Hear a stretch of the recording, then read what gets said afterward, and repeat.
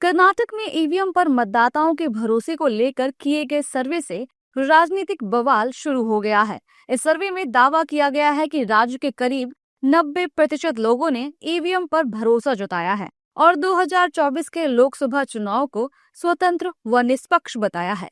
BJP सर्वे को कांग्रेस के vote चोरी के आरोपों का जवाब बता रही है। वहीं कर्नाटक सरकार में मंत्री प्रियांक खरगे के मुताबिक इस सर्वे का राज्य सरकार से कोई लेना देना नहीं है। हालांकि बीजेपी और उसके सहयोगी दलों के नेता सर्वे के नतीजों को लेकर राहुल गांधी पर हमलावर हैं।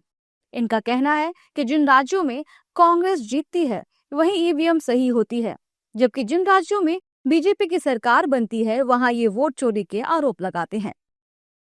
Congress government only announced this today, and 87% people have accepted EVMs. See, since what Priyanka Gandhi and Rahul Gandhi telling that vote chori, now they are caught between, and they have been exposed by the public, so that they have to apologize to the people and should accept the EVM. Karnataka government ने जांच की और वहाँ 91% लोग सहमत हैं कि कोई ईवीएम टैंपरिंग नहीं, कोई इलेक्शन कमीशन का दखल अंदाज नहीं। और ये सर्वे सैंपल था 5100 लोगों का 102 असेंबली कंस्टिट्यूंसीज़ में। तो नतीजे स्पष्ट है, ये एक मुंह तोड़ जवाब है, एक slap on the face of the Congress party जो बार बार वोट चोरी को लेके अफवाहें फैलाते थे। अब सवाल ये उठता है कि महाराष्ट्र में म्यूनिसिपल कॉरपोरेशन के इलेक्शन के बाद वो क्या एक्सक्यूजेस देंगे। देखिए, जहां सर्वे हुआ है वहीं की राज्य सरकार ईवीएम की सत्यता की सबसे बड़ी साक्षी है। कर्नाटक में कांग्रेस की सरकार है, अगर ईवीएम में टैंपरिंग होता तो क्या आपको लगता है कांग्रेस की सरकार कहीं भी बनती? सब ईवीएम को कांग्रेस की सरकार ने इंट्रोड्यूस किया था। पार्लियामेंट में जो अमेंडमेंट हुआ था बैलेट पेपर से हटाकर ईवीएम की वोटिंग करने का, वो कांग्रेस की सरकार के समय ही हुआ था। तो ईवीएम को कई बार इलेक्शन कमीशन ने चैलेंज करके कहा है साहब कि अमुक दिनों में ईवीएम रखा रहेगा, कोई इसको हैक करके दिखाया। उस समय कांग्रेस ने कोई कदम नहीं उठाया। दूसरी बार भी चुनाव आयोग ने यही कदम उठाया, लेकिन ईवीएम की हैकिंग के दावे ये जरूर करते हैं, लेकिन इनकी खुद की सरकार कैसे बनती है? सबसे बड़ा देश के युवराज राहुल बाबा खुद चुनाव जीतते हैं इसी ईवीएम के जरिए, आखिर वो कैसे जीतते हैं? तो कांग्रेस अपने हार के बहाने खोज रही है और कुछ नहीं। वहीं कर्नाटक के आईटी मंत्री प्रियांक खड़गे ने सर्वे को राज्य सरकार से अलग बताते हुए इसकी डिजाइन, सर्वे करने वाली एजेंसी और नमूने के आकार पर सवाल उठाए हैं। उन्होंने सोशल मीडिया पोस्ट करके लिखा कि चुनाव आयोग ने राज्य के मुख्य चुनाव अधिकारी के जरिए सर्वे करवाया है।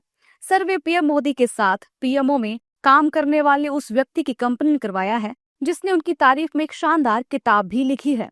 सर्वे मई 2025 में किया गया, जबकि कांग्रेस ने वोट चोरी का खुलासा अगस्त 2025 में किया था। बीजेपी सर्वे को राज्य सरकार का सर्वे कहकर झूठा प्रचार कर रही है।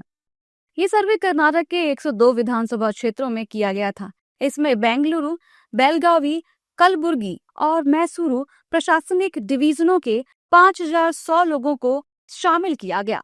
कांग्रेस नेताओं ने सर्वे को लेकर कहा है कि हम टेक्नोलॉजी पर शक नहीं कर रहे हैं, लेकिन ये किसके हाथों में है, हमें इससे दिक्कत है। ईवीएम तो हम ही लाए ना, लेकिन ईवीएम यदि सत्ता दुरुपयोग करना चाहे और इलेक्शन कमीशन कंप्रोमाइज कर जाए सत्ता के साथ, तो ईवीएम जो है लोकतंत्र के लिए खतरनाक है। ये तो हमको ईवीएम से ज़्यादा ईवीएम को संचालित करने वाले और जिनकी देखरेख में संचालित हो रही है उनकी मंशा पर शंका है, उनकी मंशा पर शंका है। देखिए, सबको मालूम है कि कर्नाटक में हमारी सरकार है, कांग्रेस की सरकार है। तो अच्छा ये बताइए, कर्नाटक में इन लोगों ने सर्वे कराया, सरकारी सर्वे है, चुनाव आयोग का सर्वे है। आपको फिर से मैं कह रहा हूँ, ये चुनाव आयोग के सर्वे को हम नहीं मानते। अगर आप मुझसे पूछिएगा, चुनाव आयोग तो चाहता ही है कि कंटिन्यू ईवीएम से चुनाव हो, लेकिन जो खामियां ईवीएम में है, जो खामियां आदरणीय हमारे नेता जननायक राहुल गांधी जी ने जो प्रमाण के साथ में जो आपको समय टाइम टू टाइम आपको दिखाने का काम किया, आज तक उसका जवाब नहीं मिला। कर्नाटक में ईवीएम को लेकर कराए गए सर्वे से सियासी घमासान मच गया है। एक तरफ बीजेपी इसे लेकर कांग्रेस नेता राहुल गांधी पर हमलावर हैं, वहीं कांग्रेस पार्टी बीजेपी पर दुष्प्रचार का आरोप लगा रही है।